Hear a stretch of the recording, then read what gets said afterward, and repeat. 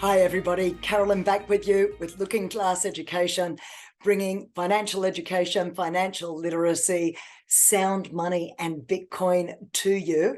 And specifically in this Train the Trainer series, we're looking at how we can educate others around this in a way that is engaging and interesting and approachable and makes it easy for people to take on these ideas. So let's get stuck straight into it today. And if you remember, we have covered so far. We've explored the course structure of presenting and training. How do we create a story of logic that's easy for them to understand and to follow? And that's actually, in fact, very quick and easy for us to put together once you get used to that process. And in the second video, we looked at how we make that content engaging and interesting using a variety of indirect, direct, and highly direct audience involvement. Now, I said at the beginning of that video, I was going to do a little demonstration of how we use this structure in a very casual conversation, and I didn't end up doing so. So I think a great way to refresh at the beginning of this one is to do that. And it'll help us to refresh the structure before we move on to explore visual aids and how they fit into the equation. All right, so welcome back to our structure. Remember the structure: planning bottom up. Step one, the conclusion, action plus benefit to create our one sentence message conclusion. Step two was the agenda between 2 and 5 headings. Step 3 was a key takeout point for each of those headings in 5 to 7 words maximum. Step 4 is where we added the content, the data, and we brought it to life with empirical and anecdotal evidence, head and heart, stats and stories, left and right brain. So this is where we really started to engage the audience and make it interesting for them.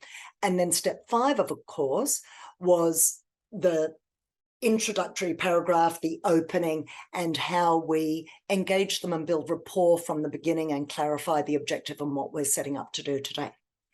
Okay, the order of delivery is top down. And we did a little demonstration of that in the first video, so I'll get you to go back to that one if you want to rehear that. I'm going to do it here as casually as possible. I'm not going to use this structure. I'm going to make my own. I'll just do a slight variation on this just to keep it a little bit simpler. I'm going to go with 2 headings only. I'll just stick with the problems with fiat and how Bitcoin can help. This is how it sounds if you're literally just at a barbecue. Top down, let's say Joe has just asked you about Bitcoin because you've mentioned it in passing. You tried not to. You tried really hard not to. You couldn't help yourself. You mentioned Bitcoin and someone's asked about it. And you sense that they're genuinely interested. They're not just there trying to trip you up or necessarily put their own opinion forward. There seems to be a real openness to it. So you say, Joe, look, it's potentially a really big subject. Really, the best place to possibly start this is to think about what the problems are that we face in society today and the cause of those, and then to maybe move on to explore the benefits of Bitcoin and how it could potentially solve some of these problems. Yeah, so what I've just done is I've actually introduced an agenda in a very low-key, casual way. All right, then you go, so I'm not sure how familiar you are with all of this. What's happened since 1971 and since we decoupled from the gold standard? And you might go, oh, how much history you go into, it's up to you, you know, how long a night you've got ahead of you and how many drinks you've already had. But you might start going into, of course, inflation and how that leads to a high time preference and what it means in the way of distrust and the breaking down of trust in society and trust in our money, and how we're scrambling and not really focusing on the issue that's causing a huge amount of it, or at least exacerbating a huge amount of it. And so you would do that in the way that you do all day, every day, whenever you're talking about Bitcoin. And then you might do a little sum up and go, look, fundamentally what happens with fiat and what's happened with fiat currencies throughout history is that corruption and inflation end up being inevitable. There is, however, what Bitcoin has done is it's brought about something very different, and we've never seen anything like it in the world. And fundamentally, it's almost like going back to a gold standard, but better still. And the reason for that is, and you might go through the 7 characteristics of money and blah, blah, blah, blah, blah, go on and talk about Bitcoin. And then again, you might sort of summarize and go, really, what I'm trying to say about Bitcoin is that it's hard money. It's hard money, and it becomes a trustless store of wealth. So see, the structure hasn't changed. I'm doing it in an incredibly brief fashion, and I'm doing it in a very, well, the tone of voice doesn't have to be different. The tone of voice should be as down to earth, whether you're speaking to a large group, small group, or one-on-one. And I'm just really showing you that the same structure applies, whether you're doing, no matter, I don't care whether it's large, small, I don't care whether it's the cabinet of your country's government, or the Queen, the King now, or whether it's, you know, we keep the same tone of voice. We want to be conversational. We want to be natural. We'll explore that in the next video about delivery, but the structure can be the same. Down-to-earth delivery and nice, clear, simple, easy to follow structure. I hope that makes sense for you. You may not do a recap. You may not do a recap if you're just doing a casual conversation, but you probably will move towards a conclusion. You may well say, look, you know, maybe your call to action is get off Xero. And you just say, look, bottom line is buy yourself $20, familiarize yourself with it. Once you've got a little bit of skin in the game, it's really fascinating to start exploring a little bit more deeply. And I'm happy to send you some links, whatever. Okay, so I hope that's clarified for you, not only refreshed the structure and the order of delivery, but also demonstrated for you how you do this in a day-to-day conversation. All right, enough already. Let's move on and let's explore here. We've done our material, we've done our structure, we've got it all together, and now we want to create some visual aids for this. And I'm saying this because it is now and only now you can stop to think about the visual aids. What often happens when we're preparing for a live presentation or an online presentation is we think, I've got a presentation to make, and we jump online, and the very first thing we do is start to think about our visual aids. And the problem with that is it's the cart before the horse. We need to be clear about what's the message I want to get across, and how am I going to support that message, and what's the structure and the organization of the material, and how do I add examples and interesting bits before I put the visual aids together. Otherwise, you end up creating your visual aids, and then you cut and paste and reorganize and copy and blah, blah, blah, and you bring in that slide from over there and this slide from over, blah, blah, blah, and now you end up doubling up, and it becomes an inefficient process. So by getting clear on the one sentence message first and the structure, you are much better equipped to very quickly put your visual aids together. You know precisely what you need to do, in what order, and off you go. Now let's talk for a moment about why do we use visual aids at all? And there's a lot of good reasons to use visual aids. They help to guide us through our own material. They serve as a reminder to us what this is all about. They guide the audience through. They take technical or dry or mathematical or numeric concepts, and they can put graphs around it and make it clear and easy to understand. We are using our visual aids to put concepts that aren't easily explained in words into pictures or symbols or analogies that make it a little bit easier to understand and engage with. So they can give emphasis to key points. So you might have your key takeout point really stand out in a different color and a different font and boxed and whatever. So they can help give emphasis. Okay, that's great. All well and good. What are the risks? The downside of visual aids is people tend to hide behind them. In a live session where we've got the audience live in front of us, what that looks like is we leave it off. We leave it on. We leave the slides going and going and going for an hour and a half after lunch. Everybody's tired. It's in a darkened room with the blinds down. which I recommend against, by the way. And we're standing over to the side. We're relegated to the sidelines because the slideshow, the screen is set up smack bang in the middle, taking up the entire space. And we're just this kind of voiceover from the sidelines. What happens online is a similar thing. We stay out of the equation, our visuals become the whole thing, and we're just this little box in the corner, and it's difficult to see their faces and it's difficult to see ours. You will have noticed, and we'll get to this a little bit later, I share and stop sharing the screen so that sometimes, and I do this particularly when I'm doing a Zoom meeting because I can now see everybody else's faces much more clearly as well. But it also, again, now we're bringing heartbeat moments, not just into our content, but also into our visual aids. One of the ways we can vary up our visual aids is by sharing and stop sharing the screen. And we will explore other ways to do that now as well. And then in the final video, we'll talk about how we add heartbeat moments to our delivery. So we've got heartbeat moments in our content, our visual aids, and our delivery. Okay, let's get into it then. And what we've got is, we know why we use our visual aids. It's to vary it up. It's to add visual concepts to otherwise dry material. There's lots of good benefits, but there's also risks of hiding behind it and letting it dominate the show. So let's explore how we do it more effectively. So we're going to look at three things, me and three things. Here's our agenda for session 3. Creating effective slides, that's what we're going to talk about first. Then we'll talk about how we use them live in person. If you've got a live audience involvement, a live audience in front of you, and then we'll talk about using them online.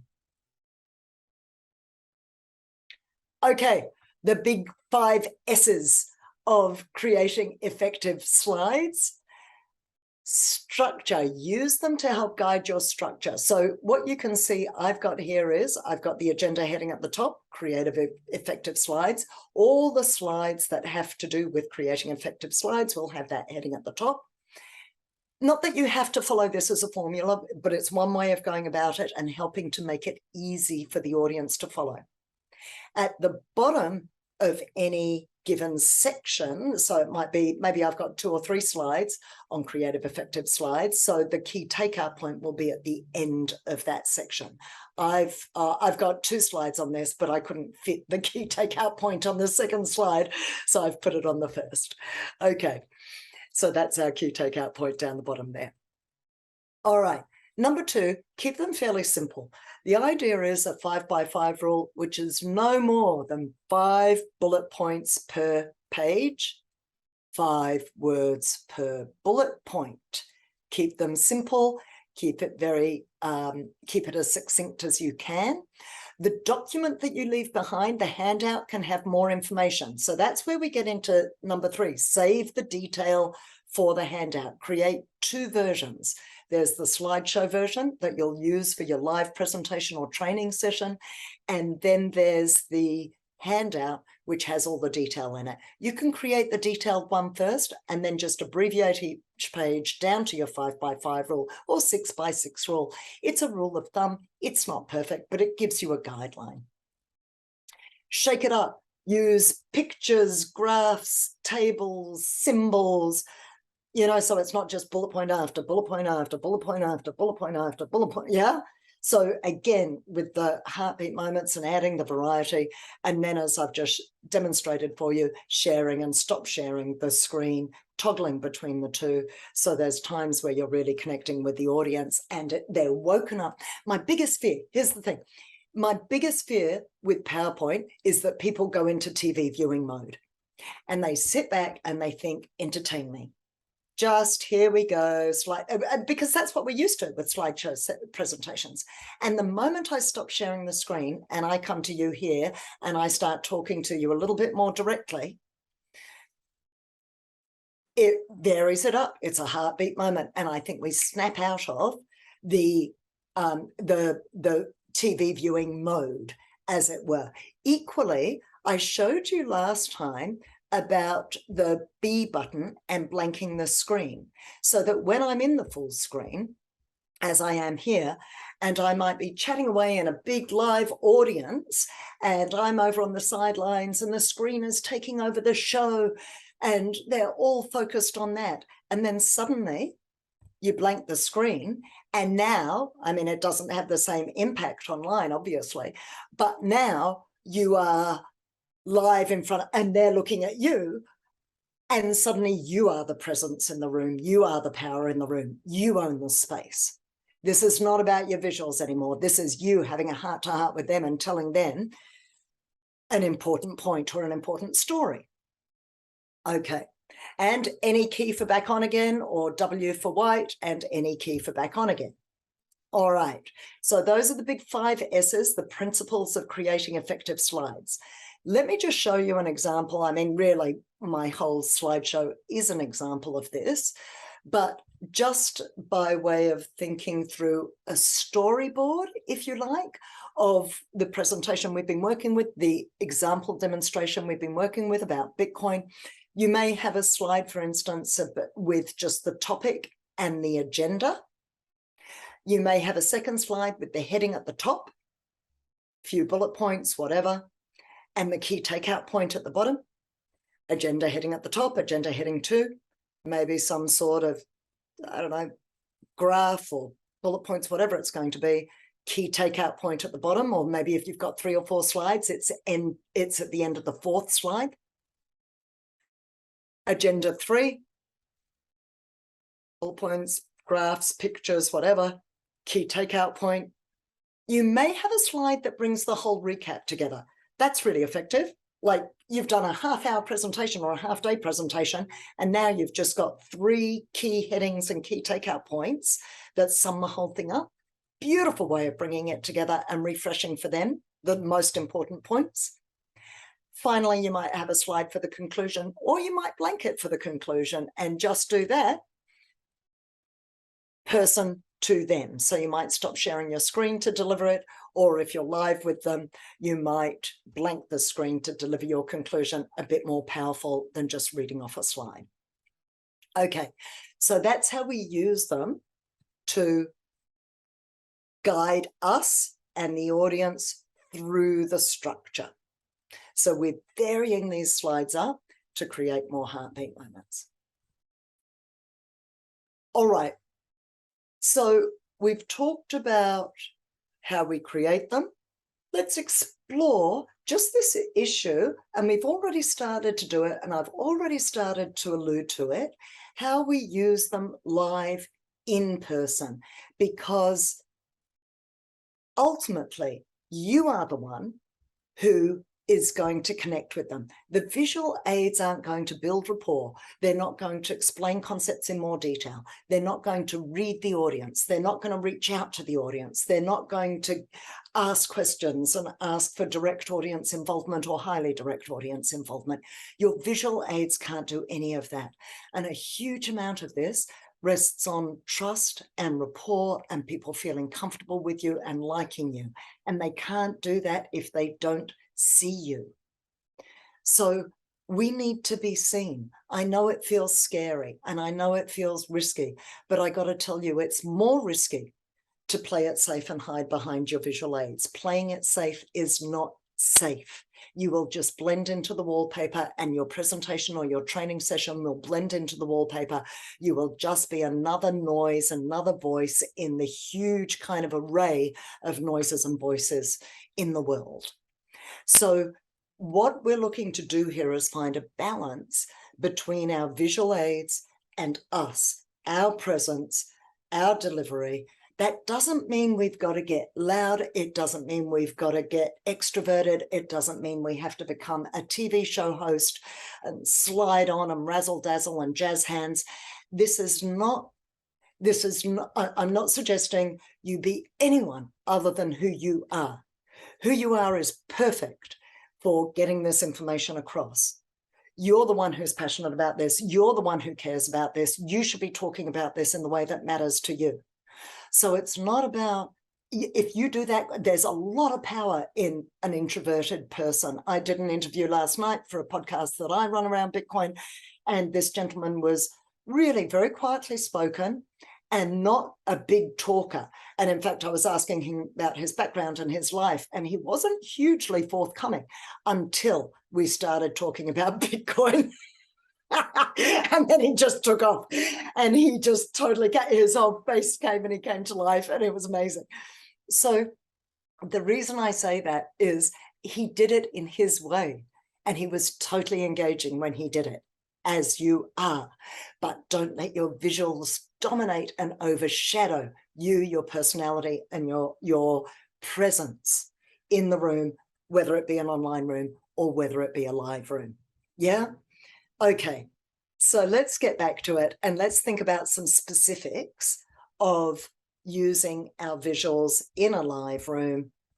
And really all I want to say about this is think about, we've talked about blanking the screen, obviously, move back, point something out, move to the screen and point something out. Doesn't really matter what it is, just point something and then come out the other side of the screen so that, you know, you create a sort of V. You go back to the screen and then out the other side, as it were. Maybe consider having a second medium, like a flip chart or a whiteboard that you can physically go over to and draw something up or write something up, a little flow chart or a diagram of some sort, or a table, or just a key number or a key word. It creates movement. When you've got movement, two great things happen. One is it breaks the TV viewing mode. Three good things happen. Two is it burns off your nervous energy, actually, when you're moving around, if you've got any nervous energy going on. And three, once you're writing stuff, we get mentally involved. It's like, oh, wow, what's going on? And we're jumping ahead to think about, if you're doing a calculation of, you know, this plus this plus this, we're already trying to trip you up and do the calculation before you do. So we're mentally engaged. We're not passively listening. We're actively involved. So that's the beauty about movement. And you could also say that the more space we physically take up in the room, the greater our presence and our power and our authority and our leadership and our credibility are. So blanking the screen, moving around, pointing to things, writing things up, and all of these create variety and animation and confidence for you, and presence and focus and clarity for them, as well as interest and engagement. But the bottom line is the visual aids are there to back you up, not the other way around. You are the presenter and they are the aid. I too often hear people say, I'm putting together my presentation, and what they mean is the visual aids. The visual aids aren't the presentation. You are the presentation, and the visual aids are there as an adjunct to you. All right, I got on my high horse. I get a bit, as you can tell, passionate about this issue. All right, let's move on and let's talk about using them online. I want to talk about the setup online, how we organize our space, and then we'll talk about the setup of the session and how we use them online. Here we go. First and foremost, get your camera at a good angle. We don't want to be so close to the screen that they can see all the flaws in our skin. This also is not very trustworthy when we're seeing their forehead on all of this. So get back, be at a good distance so they can see you, but you're in the frame. I interviewed Daz from Looking Glass Education a little while ago for my podcast, and he had his hair gelled up to here and his beard down to here, and I had to get him to move the camera to make sure the whole lot was on screen. Don't have it down beneath you. Raise your laptop so that we're not looking up your nostrils. Can you see how this woman down the bottom left, this is exactly what I've got my setup here. I have a box exactly like she does, and I've got my PC on top of the box. So the camera, which is a separate camera, it's a plug-in camera, is at eye level. Okay, so raise your laptop. You can get special little groovy things. I just use a box, but you can get special things to raise your camera so that we can see you face on, eye contact to eye contact. All right, so that's your camera and your setup. Make sure, of course, that you've got good lighting. I am often doing my interviews and sometimes training at night. This is exactly the camera that I've got with the ring light. I have to make sure the lights are on in the room if I'm doing it at nighttime. And, you know, I also have to put down some blinds if I'm doing it during the day and it's a very bright day outside. Be aware of your sound, using some headphones with a microphone if you need to invest if your sound isn't good. Give some thought to what virtual background you're going to use. I'm very conscious and aware, so I'm using the blur background at the moment, which is very popular in business right now. It saves distraction. Some people like to have their real life background on, and I often do when I'm in my office because it shows you something about me. I'm not actually in my office today because there's some renovation going on and it's a bit noisy down there. Some people use virtual backgrounds. Just give a little bit of thought to what kind of virtual background. I got really put off by the floating in space kind of backgrounds, and I'm not always a fan, actually, to be honest, of the beach background, that kind of thing. For professional trainings and presentations, give it some thought. I am more likely to go with a virtual background that has a slightly officey environment, but you choose what's appropriate for your audience. All right, a little bit longer. We did the Smart Start in the very first session, and I alluded to, once you're doing an online session, give it a little bit more detail in terms of not only how the session is going to run, how long it's going to go for, where the links and resources are, but you're going to have to cover off things like, do you want them muted or unmuted throughout the session? I often encourage unmuting unless there's obvious noise going on in the background. But I prefer unmuting because it's quicker and easier for people to jump online and give their input when I'm doing brainstorms. So let them know how you want to do that. Let them know that you might be going around the room and getting everybody's input at different stages. Let them know you want one person speaking at a time. A comment I'll often make is, please don't be offended if I cut you off. It's only in the name of managing the time and making sure we involve everybody. So let them know how you're going to be managing the conversation along the way.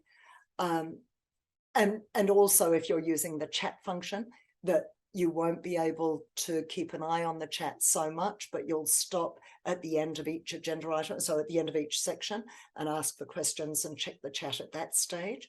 So how are you going to manage all of that? Let them know, and actually write a little list of them and make sure that you refer to that. You can even put them on a slide at the beginning, so everything is organized and they know what's going to go on, and they can relax, and you can relax and get on with the session. All right. Finally, so we've talked about this now, but we've varied, obviously, our content with the empirical and the anecdotal evidence.